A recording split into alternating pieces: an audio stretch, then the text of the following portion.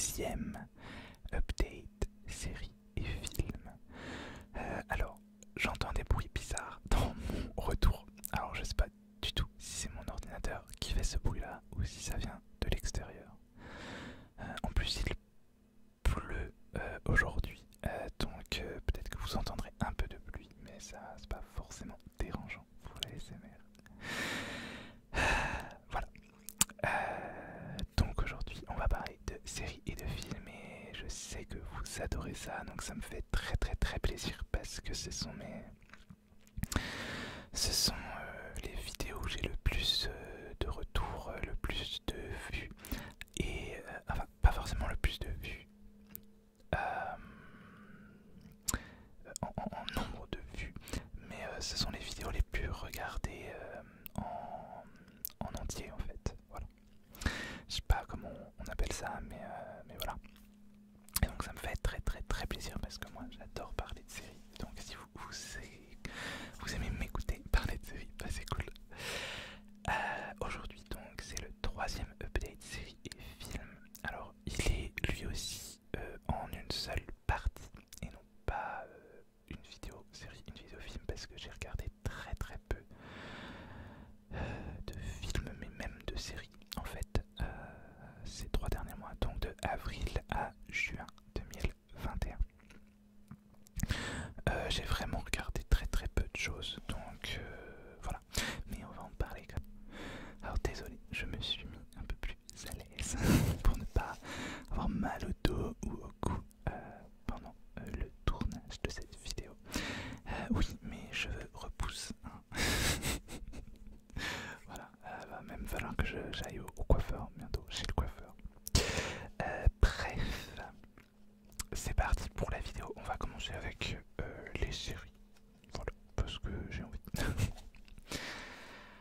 Alors, la série principale en fait que j'ai regardée pendant ces 3 mois, c'était Lois et Clark, les nouvelles aventures de Superman.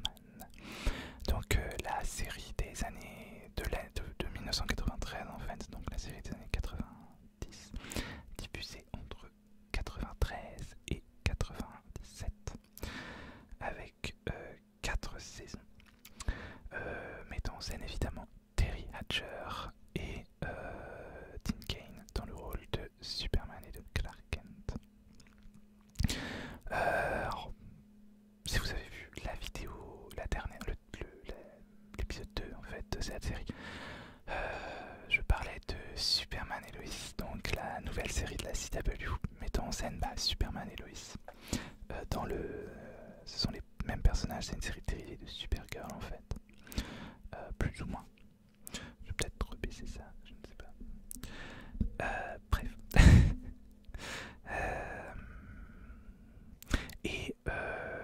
Et ça m'avait vraiment donné envie de revoir Lois et Clark. J'avais déjà envie en fait, mais là ça m'a achevé.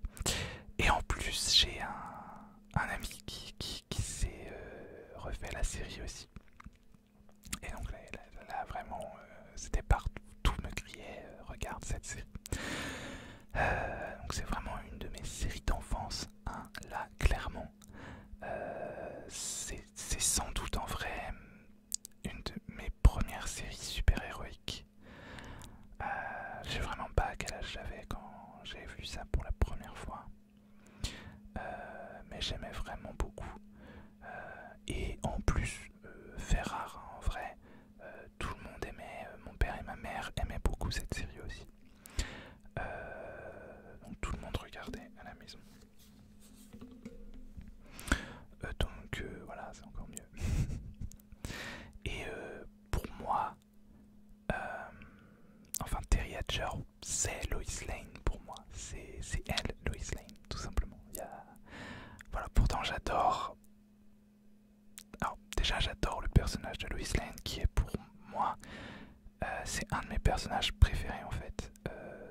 Peu importe l'adaptation, peu importe le support, peu importe l'actrice qui lui prête ses traits.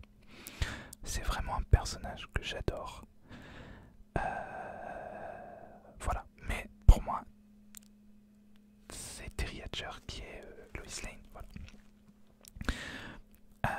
même si j'ai aussi adoré la version d'Erika de Rennes par exemple, et que j'aime beaucoup, étonnamment, celle de Pitsy Tulloch, parce que je n'aime pas du tout Pitsy Tulloch dans la série Crime. Enfin, c'est pas elle que j'aime pas, mais j'aime pas vraiment son personnage. Je crois que j'en ai déjà parlé de ça, mais bref, j'aime pas du tout son personnage. Et donc, j'avais très peur quand j'ai appris qu'elle allait jouer Loïs. Et en fait, finalement, c'était vraiment une très bonne surprise, donc c'est cool. Bref, alors, j'ai vu les 3 premières saisons, j'ai pas revu la 4ème, et je reprendrai pas pour l'instant, puisque là j'ai commencé à regarder Charmed du début. Donc Loïs et Clark, ce sera après sans doute. Mais ça m'a beaucoup surpris en fait de voir à quel point la première saison est vraiment très moderne. C'est hyper moderne, c'est très sur énormément de points. Enfin, c'est très féministe déjà, hein. Évidemment, Loïs, c'est Loïs. Loïs n'est pas dans cette série. Peut-être que c'est le souvenir que vous en avez, mais c'est tellement pas le cas. C'est clairement pas la demoiselle en détresse en fait. Elle est indépendante, elle sait prendre les choses en main, et c'est même pas qu'elle sait le faire, c'est qu'elle le fait, elle demande rien à personne, et au contraire, c'est moi qui prends les choses en main et puis toi tu te tais. Voilà, et j'adore ça chez ce personnage. Et en même temps, la série montre aussi enfin, elle est très bien écrite, elle montre son côté fort, mais aussi, enfin, toutes les palettes en fait du personnage, et je le trouve vraiment très bien écrit. En général, bien sûr, il y a des ratés, hein, ça c'est indéniable, mais même dans les séries d'aujourd'hui, hein, donc voilà. Et pour moi c'est un personnage culte, mais culte. Voilà, et même sur plein d'autres choses, c'est très... il y a énormément de femmes ou de personnes de couleur qui sont... alors c'est pas des personnages principaux, on les voit parfois qu'une demi-seconde dans un épisode, mais ils occupent en général un poste de très haute importance, donc des généraux, des chefs d'entreprise, vraiment des personnes très importantes. Et ça, j'ai trouvé ça bien aussi, parce que, surtout pour l'époque en tout cas, évidemment c'est normal et c'est logique, mais à l'époque, non. En fait, il n'y avait pas une représentation comme ça dans les médias. Donc c'est très cool, ça a vraiment bien vieilli du coup sur plein de choses. Voilà. J'aime aussi beaucoup le Clark Kent de cette série, qui est pour moi un très bon Clark Kent sur tous les niveaux. Malheureusement, j'aime beaucoup moins le Superman de cette série. C'est le but aussi, parce que c'est pas une série sur Superman, c'est une série sur Lois et Clark. Bien sûr, Superman est important, mais j'aime beaucoup moins. Dean Cain est bien mieux déjà en plus en Clark qu'en Superman. Mais voilà. Bon, après, on pourrait parler des effets spéciaux ou des costumes ou quoi. Bon, c'est une série des années 90. Sur certains effets spéciaux, je trouve pas ça si mal fait en vrai. Voilà. Non, c'est vrai en plus. Bon, la plupart, non. Hein. Surtout d'ailleurs dans la première saison, on voit quand va y avoir un effet spécial. Parce que la qualité d'image change. Elle est beaucoup moins bonne d'un coup. Alors, je sais pas si c'est parce qu'ils utilisaient des caméras différentes ou je sais pas. Bref, mais on le voit avant de voir l'effet. Bref. Bon, après les scènes de vol, les scènes, tout ça, non, ça c'est pas beau, mais ça fait partie aussi du charme, hein, de la série, je trouve. Ça me sort pas spécialement de l'histoire personnellement. aussi évidemment les parents de Clark qui sont pour moi, je pense que ce sont mes parents préférés de série en fait. Ils sont juste géniaux, ils sont super modernes, super ouverts d'esprit. Martha, elle est très new age, elle est très, c'est une artiste, elle est dans plein de trucs, un peu space, mais je trouve ça génial. Et elle est super ouverte d'esprit, elle est très moderne, vraiment très très très moderne. Voilà. Elle est hyper active alors que Jonathan il est très posé, très voilà. Donc c'est plutôt marrant de voir que ce sont deux personnages très opposés mais qui sont parfaits ensemble et qui sont de parfaits parents et de parfaits êtres humains d'ailleurs. Ils sont juste voilà, c'est pas étonnant que Clark slash Superman soit comme ça, avec des parents comme ça. Voilà. Il y a aussi, toujours dans la première saison, il y a Cat Grant que j'ai adoré redécouvrir. Parce que oui, avant la Cat Grant de Supergirl, là, il y a eu Cat Grant, bon bah dans les BD bien sûr, mais du coup dans Lois et Clark. Et j'ai adoré ce personnage en fait. Je me souvenais pas qu'il était aussi bien. On le voit très peu malheureusement. Mais alors qu'est-ce qu'elle est moderne pour le coup. C'est vraiment une femme moderne. On pourrait clairement voir ce personnage dans une série d'aujourd'hui sans rien y changer. Et ça, je trouve ça cool. Bon, Jimmy, évidemment, j'aimais beaucoup le premier acteur de Jimmy. Voilà, et évidemment, je ne sais plus du tout, son Perry White, voilà, le patron de Lois et Clark, qui est culte aussi, qui est fan d'Elvis et tout. Bon, bref, voilà, je m'étale, hein, on est déjà à 14 minutes de rush, j'ai dit que ça durerait pas longtemps, bref. Alors, la saison 2. Alors, il y a eu des changements dans l'équipe qui écrivait la série. Et ça se voit, ça se sent. Et vraiment, la saison 2 m'a beaucoup moins plu que la première. Il y a beaucoup d'épisodes qui sont vraiment chiants à mourir. Voilà. Surtout que je crois que c'est dans la saison 2 que c'est... Alors, il y a plus Lex Luthor. Et ça se sent aussi. Ils ont essayé de faire, je crois que c'est dans celle-là qu'il y a l'intergang. Et c'est le gros méchant de la saison. Mais ça marche vraiment pas. C'est vraiment très mal fait. Et c'est... Voilà. Et puis on peut pas remplacer Lex Luthor comme ça. Surtout que, du coup j'en ai pas parlé, mais l'interprétation de John Chi en Lex Luthor est assez différente de celle qu'on peut voir habituellement, mais je l'aime beaucoup. Voilà, j'adore cet acteur de toute façon. Mais voilà, ouais, la saison 2, j'ai vraiment beaucoup moins aimé. Voilà. La saison 3, heureusement, ça revient bien. Sauf, alors, il y a une intrigue en mode Lois et Clark sont ensemble, mais en fait, ah bah non, on se met plus, enfin on se sépare pour des débilités. Et puis c'est surtout l'histoire de l'insomnie, non pas du tout, l'histoire de l'amnésie à la fin de la saison. Je déteste tellement cette intrigue.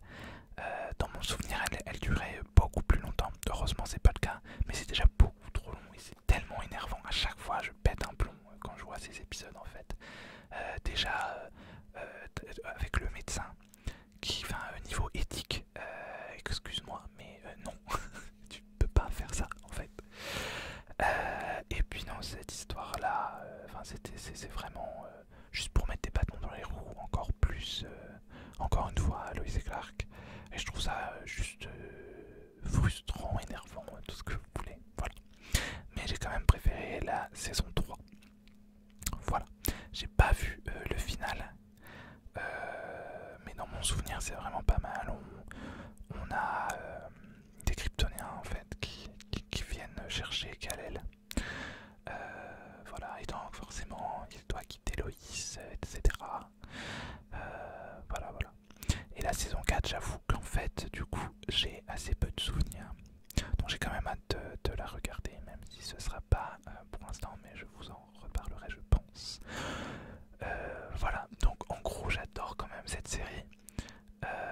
Bon, il y a un gros côté nostalgie, évidemment. Hein, forcément, c'est une série de mon enfance, mais en même temps, parce que parfois on a des séries ou des films ou des romans ou tout ce que vous voulez d'enfance et qu'on relit ou qu'on revoit adulte et qu'on se dit bah mince c'est quoi ce truc quoi. Comme ça m'a fait avec Futurama d'ailleurs. Et ben là non pas du tout, au contraire c'était même waouh c'est encore mieux que dans mon souvenir en fait. Enfin surtout en mettant en perspective avec les séries d'aujourd'hui, avec l'actualité entre guillemets. Enfin voilà, elle est très actuelle finalement. Il y a beaucoup de messages écologiques aussi, des messages voilà. Enfin c'est vraiment une super bonne série. Voilà. En tout cas pour la première saison. Bon, le reste, voilà. Alors, on enchaîne, hein, parce que là je viens de parler pendant presque 20 minutes d'une seule série. Ça va. Bon après tout, si l'épisode dure 3 heures, c'est pas si grave.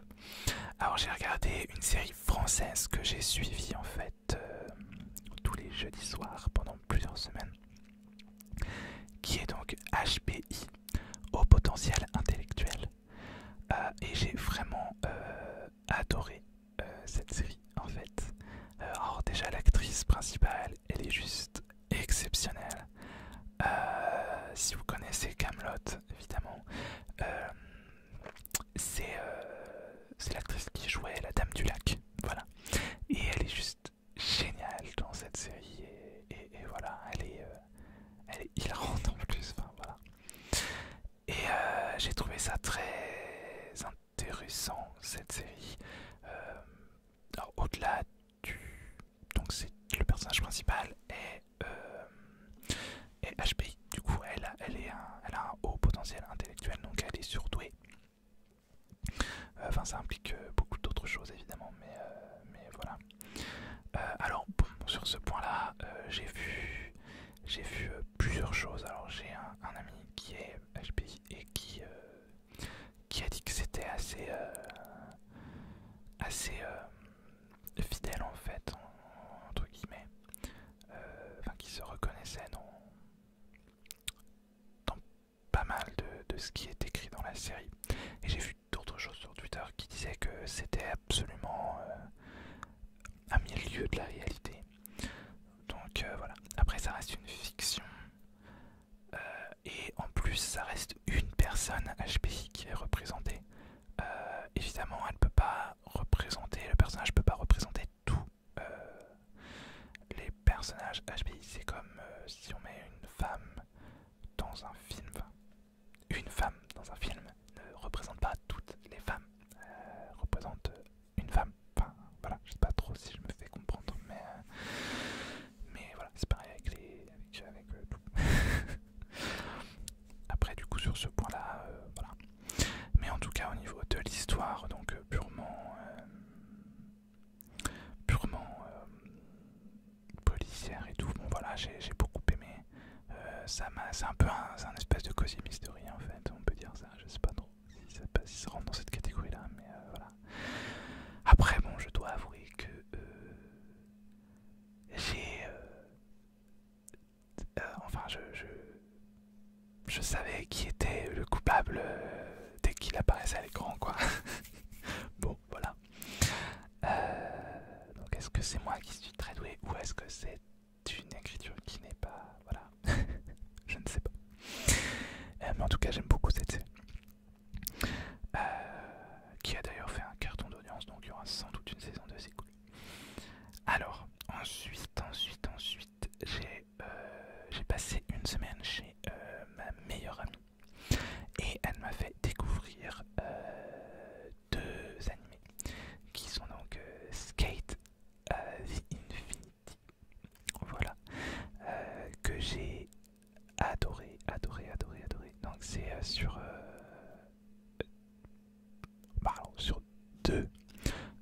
skateurs, tout simplement. Euh, et bon, bah, c'est pas que leur histoire, mais bon, c'est quand même principalement eux, mais il y a plein d'autres personnages super sympas. Et donc ça part d'une grosse compétition de skate qui est illégale d'ailleurs. Bon, enfin bref, c'est un peu compliqué à expliquer en fait. Enfin bon, c'est moi qui sais pas expliquer les trucs, mais bref. Mais en tout cas, c'est franchement un coup de cœur en fait, j'ai adoré. Surtout que j'ai pas l'habitude de regarder des animés, enfin des animés japonais en tout cas, des dessins animés, voilà, mais bon là, des animés japonais. Et j'ai adoré, j'adore le style, j'adore. En plus, on a regardé en japonais du coup, et c'est juste génial. Bref, et voilà, j'ai adoré. Que dire de plus? Je ne sais pas. Je ne sais pas, je ne sais pas. Voilà. Ensuite, on a regardé Given. Alors, j'ai pas vu les deux derniers épisodes, du coup, on n'a pas eu le temps. Mais c'est sur un groupe de musique en fait. Alors, principalement enfin, un des membres du groupe qui accueille un autre, enfin qui en fait rentrer un autre dans le groupe de musique. Voilà. Je vais y arriver. Et donc voilà, et en fait celui qui est nouveau a un passé très compliqué, très compliqué, très triste aussi. Et on le sent sans savoir ce que c'est au début, même si bon, on le comprend quand même. Hein. Mais voilà, alors c'est très touchant je trouve, c'est très poignant et du coup aussi il y a du chant et de la musique, c'est vraiment très sympa. Et vraiment j'ai adoré aussi. Il va falloir que je finisse d'ailleurs la série, il y a un film aussi. Et que je lisais les mangas parce que c'est adapté de manga. Skate Infinity n'est pas adapté de manga, mais Given oui, voilà. Ok. Ensuite, ah bah tiens, je vais vous parler d'une autre série française que j'ai découvert sur Disney+, et qui s'appelle Double Jeu. Jeu J-E. Alors j'ai vu que 5 épisodes sur les 8, il n'y a pas de saison 2 malheureusement. Mais j'ai adoré, j'ai vu en fait le résumé et je me suis dit what, faut que je regarde ça. En plus j'adore l'acteur, un des acteurs. Et donc c'est simplement une policière qui fait équipe avec son ami imaginaire. Voilà. En fait elle a toujours un ami imaginaire et elle interagit avec et nous on le voit évidemment, mais personne ne le voit puisqu'il est imaginaire. Et elle se voit,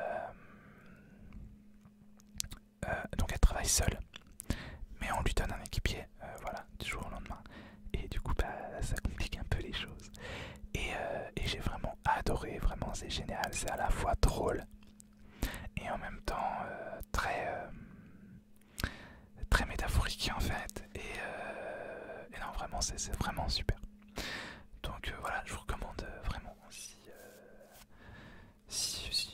vous voulez regarder un truc comme ça. Voilà, moi j'ai beaucoup aimé. Faudrait que je finisse aussi d'ailleurs. Alors ensuite, j'ai fini, je l'ai pas noté, mais j'ai fini la série documentaire Cosmos, qui n'était pas moins déprimante. Je vous disais que c'était déprimant, mais là ouais, c'est super déprimant. En même temps, ça essaie d'apporter des messages optimistes aussi sur la fin quand même. Mais c'est assez déprimant sur l'écologie, sur plein de choses. Bref.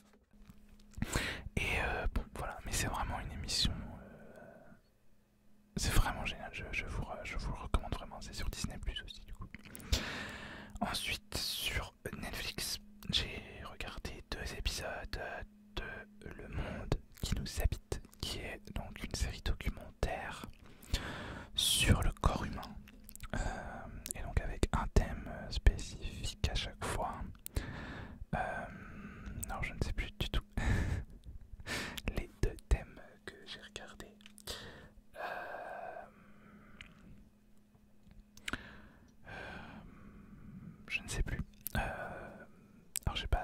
ça le thème, mais c'était genre la digestion ou un truc comme ça. Voilà, le carburant en fait. Au-delà de la digestion, c'était vraiment l'épisode parle de tout, du carburant pour notre corps, donc de la nourriture, etc. Où ça va, qu'est-ce que ça fait, comment ça marche. Et l'autre épisode, je ne sais plus, mais un épisode par exemple sur le pouls, voilà, mais je ne l'ai pas vu. Et c'est vraiment super bien fait, ça prend plusieurs thématiques quand même il y a plusieurs parties en fait dans chaque épisode. C'est super bien fait, ça fait des parallèles aussi, c'est ça que j'aimais. Genre vous voyez si vous allez voir le générique, j'ai adoré ça, c'est qu'ils reprennent,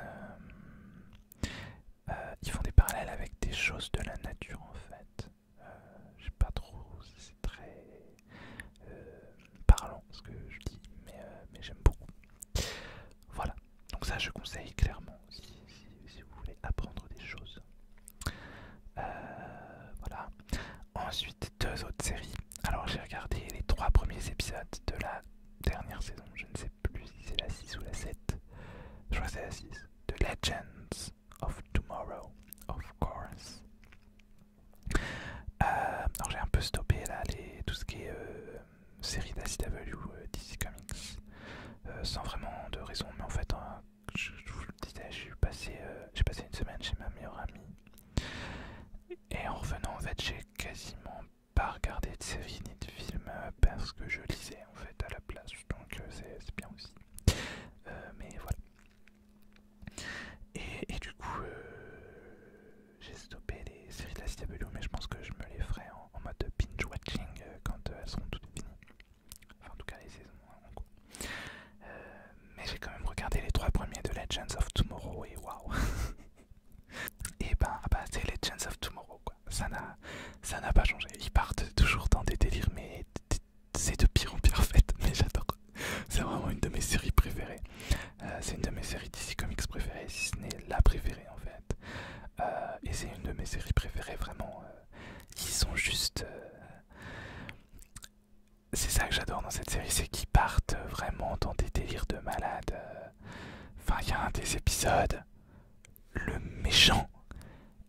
C'est de la sauce burger, sans vouloir vous spoiler, mais voilà quoi, ça part dans des délires comme ça.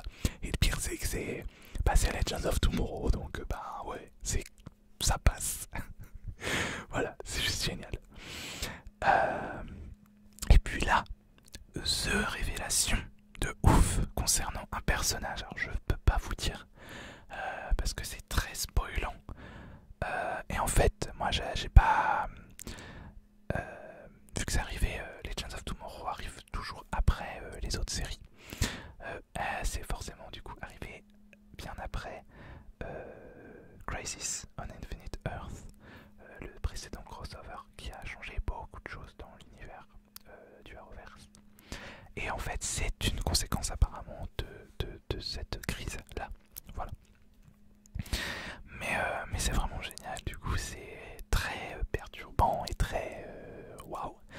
Mais j'ai beaucoup aimé, j'ai hâte de voir la suite quand même.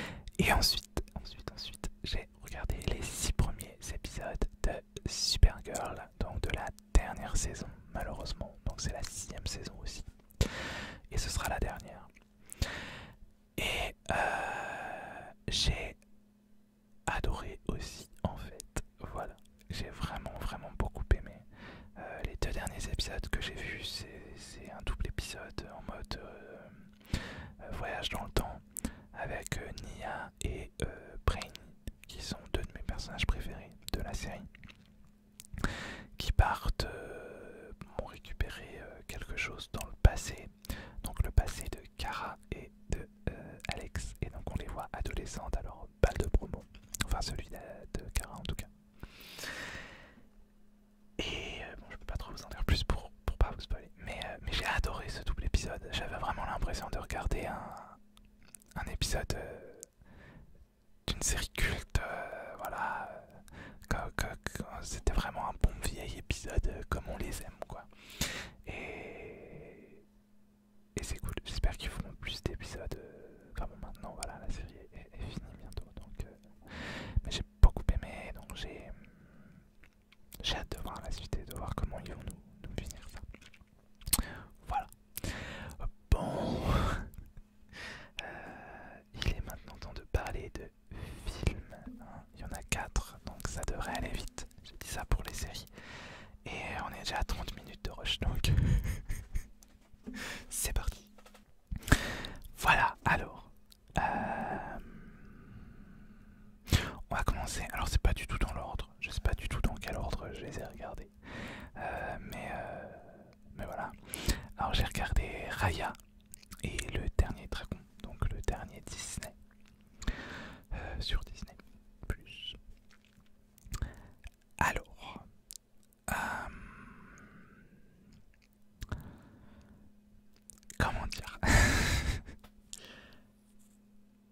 j'ai bien aimé ce film. Mais en fait, avec un univers comme celui-là, des personnages comme celui-là et une histoire comme celle-là, je pense vraiment qu'il aurait fallu faire ça en série. En série animée bien sûr, mais en série. Ça aurait été beaucoup mieux. Parce que là, j'ai vraiment eu une impression de... Bah, on essaye de tout caser en 1 heure et demie, quoi. Alors que l'univers est super riche. Les personnages sont super complexes et riches aussi. Et du coup, j'ai vraiment eu l'impression d'un truc très rushé, très fait en accéléré, quoi. Et que du coup, on n'utilisait pas le plein potentiel de cette histoire, de cet univers et de ces personnages. Et du coup, ça m'a laissé un peu sur ma faim. J'ai trouvé ça vraiment très dommage. Parce qu'il y avait vraiment de quoi faire un truc génialissime. Donc ce film m'a un peu déçu, on va dire. Voilà. J'aime tout de même, j'aime le film, j'aime voilà, les personnages et tout, mais ouais, j'ai trouvé ça, ça aurait été beaucoup mieux en série, tout simplement. Voilà. Voilà. Ensuite, mais si par contre j'ai beaucoup aimé le fond, le fond de l'histoire avec le méchant qui en fait est la... C'est très métaphorique aussi pour le coup, mais c'est en fait le méchant, c'est la conséquence de de la méchanceté des hommes tout simplement, enfin de l'être humain. Et j'ai trouvé ça vraiment très profond en vrai pour le coup. Et très original aussi d'ailleurs. Et voilà. Voilà. Et c'est pour ça que j'aurais vraiment aimé que ce soit beaucoup plus développé, finalement. C'est comme ça. Alors, j'ai aussi regardé Le rythme de la jungle. Ça, c'était sur Netflix. C'était un... je me souviens que c'était un après-midi que j'étais un peu déprimé en fait. Je savais pas quoi faire, j'avais envie de rien et tout. Je me suis dit tiens allez je vais prendre le premier truc qui vient sur Netflix. Et j'ai vu en fait la bande-annonce de ça, enfin ça passe les bandes-annonces quand on est dessus là sur Netflix, bref. Et là, ah bah allez vas-y, bon ça a l'air très con entre guillemets, enfin, pas méchamment, mais bon bon, c'est bien pour se vider la tête et tout. Et en fait j'ai vraiment beaucoup aimé, c'est très drôle, c'est bon c'est très, je pense que la cible est assez jeune, la cible des spectateurs est assez jeune, mais moi j'ai bien aimé avec les animaux qui se mettent à parler à cause d'un extraterrestre, extraterrestre qui est censé les réduire en esclavage en fait, mais qui n'y arrive pas. Pas parce que... Enfin, juste parce qu'il est pas fait pour ça, quoi. Et j'ai beaucoup aimé, j'ai vraiment aimé. Alors c'est pas... oui, c'est pas le film de l'année, c'est pas le truc le plus original du monde. Et encore, c'est plutôt original en vrai, mais non, ouais, j'ai beaucoup aimé. Si vous voulez vraiment un truc familial à regarder, voilà, pour se vider un peu la tête, pour passer un bon moment, pour avoir le sourire tout simplement, bah voilà, faut regarder ça. Du coup, ça m'a fait beaucoup de bien ce film, ce jour-là, voilà. Ensuite, on a Thunder Force, avec deux actrices que j'aime beaucoup, même si j'ai oublié leur nom. Mais je les aime beaucoup. Alors, quoi dire sur ce film? Voilà là là là.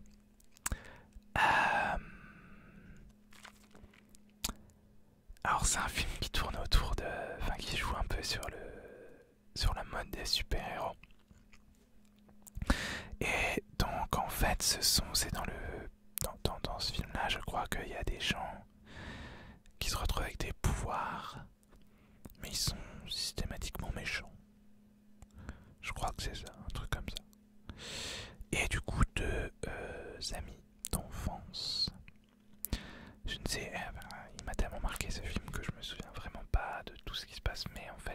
décident de mettre fin à tout ça parce que je sais plus, ils ont un nom, c'est les criminels là, mais ils ont pourri leur vie de je ne sais quelle façon. Bref. Et donc voilà. Et donc on les retrouve, donc ça débute, elles sont adolescentes et on les revoit du coup adultes. Et l'une d'entre elles est un peu une ratée de la vie entre guillemets, et l'autre est une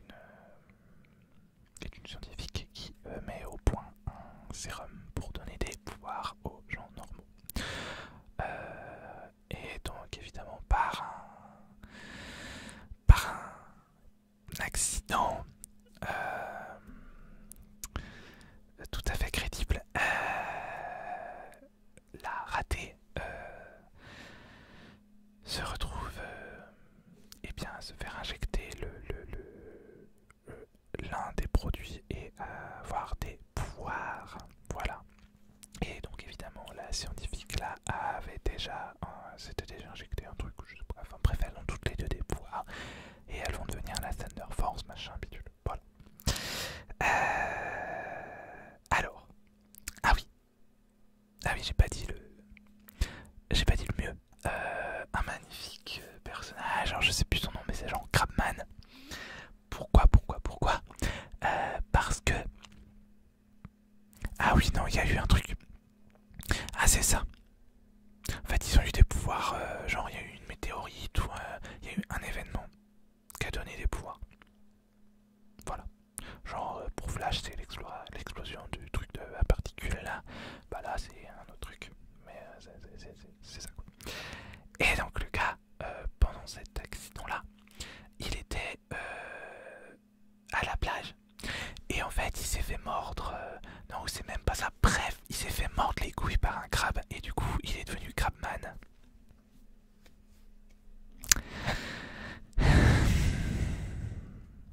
Voilà. Voilà. C'était excessivement malaisant. Bon, tout n'est pas à jeter dans ce film, mais c'était très malaisant, j'ai trouvé. Et surtout, ce qui m'a le plus dérangé, c'est que les deux actrices principales, qui sont de très bonnes actrices en plus, selon moi, et ben même elles n'ont pas pris de scénario au sérieux. Et elles l'ont joué vraiment comme de la parodie. Alors peut-être que c'en est une, hein, oui. Mais il faut quand même jouer les choses sérieusement, quoi. Et là, c'était vraiment surjoué, sur tout ce que vous voulez. C'était vraiment pas crédible. Alors déjà que le truc est un peu what the fuck, si en plus les actrices jouent ça comme ça, bah moi ça m'a complètement sorti du film. J'ai trouvé ça malaisant, j'ai pas trouvé ça drôle. Ça m'a... Voilà, j'ai pas vraiment aimé en fait. Bon, tout n'est pas acheté, hein. Bien sûr il y a des passages drôles, il y a des passages intéressants et tout. Mais voilà, j'étais pas dans le bon mood pour regarder ça ce jour-là. Mais ouais, c'était... Voilà. Désolé, hein. Si vous avez aimé, tant mieux. Mais pas moi. Enfin, c'est pas que j'ai pas aimé en plus, c'est juste que j'ai trouvé ça gênant. Dans tous les sens du terme. C'est tout. Enfin, j'ai regardé un dessin animé sur Netflix. Les Mitchell contre les machines. Et alors là, par contre, c'est un gros coup de cœur. Cette histoire est juste géniale. Ça parle de la différence du fait d'être hors norme, enfin d'être bizarre quoi, mais d'être comme on est et d'être et puis voilà quoi. Et comparer enfin j'adore, c'est la famille Mitchell du coup. Et donc ils sont leurs voisins qui sont parfaits, ils font tout bien, ils sont parfaits quoi, voilà. Et eux bah c'est des Mitchell quoi, ils sont tout pourris. Et en fait bah c'est eux qui vont plus ou moins sauver le monde quoi. Donc voilà, c'est ça qui est rigolo. Et donc c'est une hymne à la différence, au fait d'être bizarre, être soi-même et de se moquer de ce que les autres pensent, etc. Voilà, même le chien est chelou, quoi. Enfin, voilà. J'ai kiffé, j'ai kiffé, j'ai kiffé. Il y a deux trois trucs un peu con comme je disais pour Thunder Force, qui sont vraiment couillons. Mais je trouve que ça passe, en fait. Enfin, ça passe beaucoup mieux que dans Thunder Force. Mais voilà, j'ai vraiment adoré les personnages, l'histoire, les références. Ah, il y a une scène, c'est dans la bande-annonce, donc c'est pas vraiment un spoiler, mais avec les Furby. Alors je sais pas si vous voyez ce que c'est un Furby. C'est une espèce de petit oiseau mécanique. C'est un jouet. J'en avais un quand j'étais gosse. Et donc là, ils font une apparition dans le film et j'étais mort de rire. Toute la scène, j'étais mort de rire. Voilà. Il y a plein de références en plus du coup à la pop culture, à plein de choses. Et bref, et aussi même, il y a des robots aussi qui sont du coup différents. Et enfin bref, je peux pas vous en dire plus parce que ça vous spoil un peu la fin du coup. Mais voilà, c'est une hymne à tout ça. Et j'ai tout simplement adoré ce film. C'est super bien fait, c'est très bien écrit, c'est voilà. Que dire de plus, hein. Voilà. Donc du coup voilà, cette vidéo est enfin terminée pour le coup parce que là j'ai 47 minutes de rush quand même. Voilà. Bon, la vidéo sera sans doute un peu moins longue.